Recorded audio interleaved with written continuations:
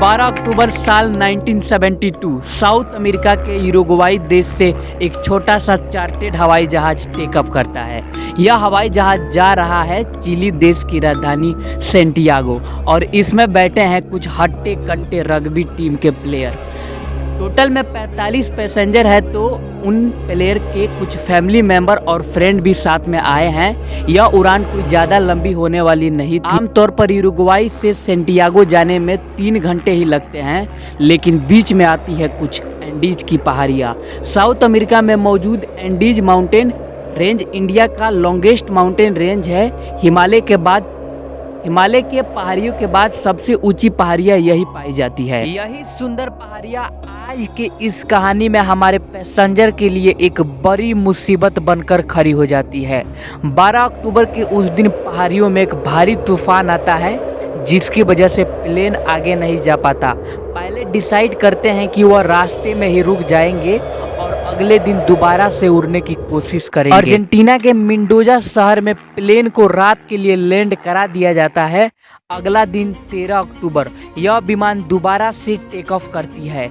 दोपहर के 2:18 पर पायलट ने देखा कि मौसम साफ हो गया है, तो अगले कुछ घंटों तक सफर काफी सुहाना रहता है। 3:21 पायलट प्लेन को डिसेंडिंग कराने लग जाते हैं। यह प्लेन सेंटियागो के काफी करीब पहुंच रहा था, लेकिन अभी भी पहाड़ियों में ही था, क्योंकि इस शहर के बगल में बड़ी ऊंची ऊंची पहाड़ियां हैं। नीचे उतरते वक्त अचानक से एक भयंकर टर्बुलेंस देखने को मिलता है।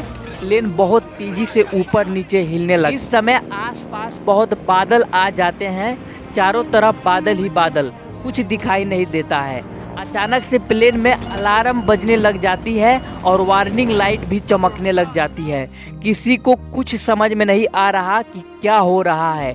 पैसेंजर सीट पर बैठे कुछ रग्बी प्लेयर बड़े ही निडर है, मजाक बनाते हैं इस टर्बुलेंस का। इन्हीं जोक के बीच एक पैसेंजर देखता है खिड़की के बाहर, उसे दिखता है बादल धीरे धीरे हटने लग रहे हैं। फिर दिखता है पहाड़ी बहुत नजदीक है। जैसे ही यह हवाई जहाज बादलों से बाहर निकलता है, पायलट रियलाइज करते हैं कि उनके सामने एक बहुत बड़ी चट्टान है। इमीडिएटली पैनिक में आकर पायलट प्लेन को ऊपर की ओर मोड़ने की कोशिश करते हैं। एयरक्राफ्ट का ग्राउंड कोलिजन अलार्म बड़ी तेजी से बढ़ रहा था। पायलट मैक्सिमम पावर लगा देते हैं एल्टीट्यूड गेन करने के लिए, उस पहाड़ी के ऊपर से बच निकलने के लिए, लेकिन अफसोस अब तक बहुत लेट हो चुका था। हवाई जहाज का पीछा का हिस्सा पहाड़ी से टकरा जाता है। प्लेन का जो रियर पोर्शन था वह अलग हो जाता है। पीछे की जो 2 सीटों की रो थी, लिटरली वो प्लेन से बाहर निकल जाती है। 3 पैसेंजर हवा में उड़कर इसके साथ गायब हो गए। कुछ और सेकंड तक यह प्लेन ऊपर जाता रहता है और फिर अचानक से यह नीचे गिरने लगता है। कुछ ही सेकंड बाद एक और कोलिजन, प्लेन का लेफ्ट विंग भी टूट जाता है। कुछ और पैसेंजर प्लेन से नीचे गिर जाते हैं। अब सिर्फ प्लेन का फ्रंट पोर्शन बचा था, जो सीधा जाकर एक ग्लेशियर से टकरा जाता है।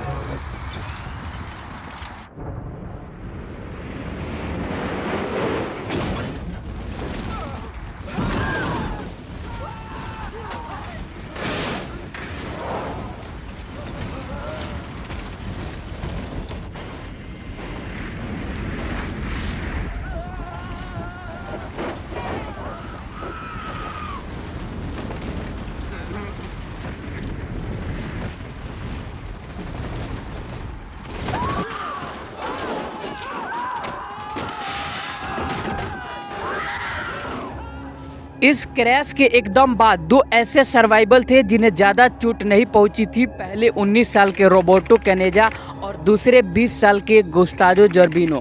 यह दोनों लड़के मेडिकल स्टूडेंट भी थे, तो यह तुरंत काम पर लग जाते हैं यह देखने के लिए कि कौन कौन जिंदा बचा है और कैसे घायल लोगों की मदद करी जा सकती है।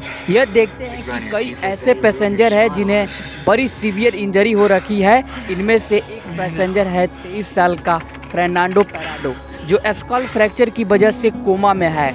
जितना इनसे हो सकता था यह 2 मेडिकल स्टूडेंट कोशिश करते हैं घायल सर्वाइवल की मदद करने की। दूसरी तरफ इस प्लेन के गायब होने के 1 घंटे के अंदर अंदर चिलियन एयर सर्च एवं रेस्क्यू सर्विस को नोटिफिकेशन पहुंच जाती है। 4 हवाई जहाज तैनात किए जाते हैं सर्वाइवल को सर्च करने के लिए। शाम से लेकर रात तक क्रैश साइट को ढूंढने की कोशिश करी जाती है, लेकिन अनफॉर्चुनेटली इन्हें कुछ नहीं मिल पाता। इसी जगह क्रैश किया था जहां पर चारों तरफ व्हाइट स्नो और आइस मौजूद थे। बर्फीली पहाड़ियों में इसे ढूंढ पाना बहुत ज्यादा मुश्किल काम था।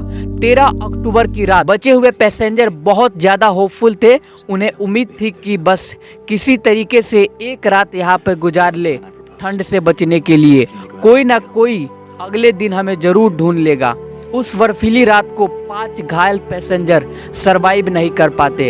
अब सर्वाइवल की संख्या 33 से घटकर 28 हो चुकी है। इन जिंदा बचे लोगों ने प्लेन में बची खुची बॉडी का इस्तेमाल करा शेल्टर के तौर पर।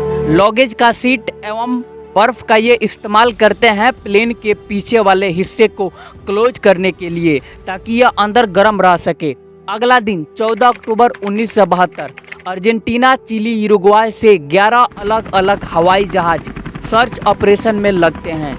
उन्होंने जो सर्च एरिया चूज किया था वह सही था। उसी सर्च एरिया के अंडर इस क्रैश साइट की भी लोकेशन मौजूद थी, लेकिन फिर भी वह इस क्रैश साइट को ढूंढ नहीं पा रहे थे। सर्वाइवल ट्राई करते हैं वह लिपस्टिक का इस्तेमाल करे प्लेन की छत पर SOS लिखने की। वह S लिखना शुरू करते हैं, लेकिन जल्द ही रियलाइज कर लेते हैं कि उनके पास उतनी लिपस्टिक नहीं है वह सारे लेटर लिख पाए। फिर वह कोशिश करते हैं बर्फ में सूटकेस का इस्तेमाल करके एक बड़ा सा क्रॉस बना दिया जाए, ताकि जो सर्च एयरक्राफ्ट जो ऊपर ढूंढ रहा है उन्हें वे देख लेंगे। लेकिन जल्द ही वह रियलाइज कर लेते हैं कि यह काम नहीं कर रहा। उस दिन उन्हें 1-2 नहीं बल्कि 3 हवाई जहाज अपने ऊपर से उड़ते हुए दिखाई देता है। यह चिल्लाकर अपनी हाथ फेरकर अपनी पूरी कोशिश करते हैं कि वह उन्हें हवाई जहाज देख ले, लेकिन वह कर नहीं पाते। एक और दिन इसी कोशिश में गुजर जाता है। अगला दिन 15 अक्टूबर 1972 बचे हुए लोग रियलाइज करते हैं कि उन्हें जिंदा रहने के लिए पानी की जरूरत है। एक पैसेंजर फिटो एस्ट्रच नाम से पानी निकालने का तरीका ढूंढ लेते हैं। वह एक मेटल सीट का इस्तेमाल करते हैं सोलर कलेक्टर के तौर पर, जिससे कि धूप को कंसंट्रेट करके बर्फ को मेल्ट किया जा सके। अगला दिन 16 अक्टूबर क्रैश के 3 दिन बाद फर्नांडो पेराडो जग उठते हैं कोमा से। जैसे ही उन्हें होश आता है उन्हें दिखता है उनकी मां मारी जा चुकी है क्रैश में, और उनकी 19 साल की बहन बहुत सीवियरली इंजर्ड है। फर्नांडो पेराडो अपनी बहन को जिंदा करने की पूरी कोशिश करते हैं, उनके लिए खाना पानी लेकर आते हैं, लेकिन दिन प्रतिदिन जैसे बीतता गया क्रैश के 8 दिन बाद उनकी बहन भी गुजर जाती है। इनमें से ज्यादातर पैसेंजर ऐसे थे जो समुद्र के किनारे रहते थे। इससे पहले उन्होंने कभी बर्फ भी नहीं देखी थी। अब अचानक से -30 डिग्री ठंड में इतने हाई अल्टीट्यूड पर बिना प्रॉपर खाना एवं पानी के यह यहाँ किसी तरीके से सरवाइव कर रहे थे। 21 अक्टूबर क्रैश के 8 दिन बाद सर्च और रेस्क्यू टीम भी अपनी हाथ खड़े कर देते हैं। उन्हें लगता है कि 8 दिन में किसी सर्वाइवल का कुछ अता पता नहीं चला तो कोई फायदा नहीं है इस सर्च ऑपरेशन को कंटिन्यू रखना। बहुत कम चांस है कि इतने दिनों बाद कोई जिंदा बचा होगा। इसी बीच सर्वाइवल को एक रेडियो ट्रांजिस्टर पड़ा हुआ मिलता है हवाई जहाज के सीटों के बीच। एक सर्वाइवल रग्बी प्लेयर के रॉय हार्ले इलेक्ट्रॉनिक के इंथुसियास्ट भी थे, तो यह रेडियो को ऑन करने की पूरी कोशिश करते हैं। इनकी एफर्ट की वजह से फाइनली रेडियो काम करने लगता है, लेकिन सिर्फ इससे वन वे कम्युनिकेशन हो सकता था। बाहर की चीजों को यह सर्वाइवल सुन सकते थे, लेकिन खुद से कोई बाहर मैसेज सेंड नहीं कर सकते थे। यह रेडियो ऑन करते हैं क्रैश के 11 दिन बाद। इन्हें पता चलता है कि सर्च ऑपरेशन कैंसिल किया जा चुका है। इन लोगों का दिल पूरी तरह बैठ जाता है। कुछ लोग रोने लग जाते हैं इस खबर को सुनने के बाद। कुछ लोग हाथ जोड़कर भगवान से प्रार्थना करने लग जाते हैं। आखिरकार इन सर्वाइवल के साथ आगे क्या होता है, इसको जानने के लिए इस चैनल को सब्सक्राइब कर ले। पार्ट 2 बहुत जल्द आ रहा है, तो मिलते हैं पार्ट 2 के साथ। तब तक के लिए बाय बाय।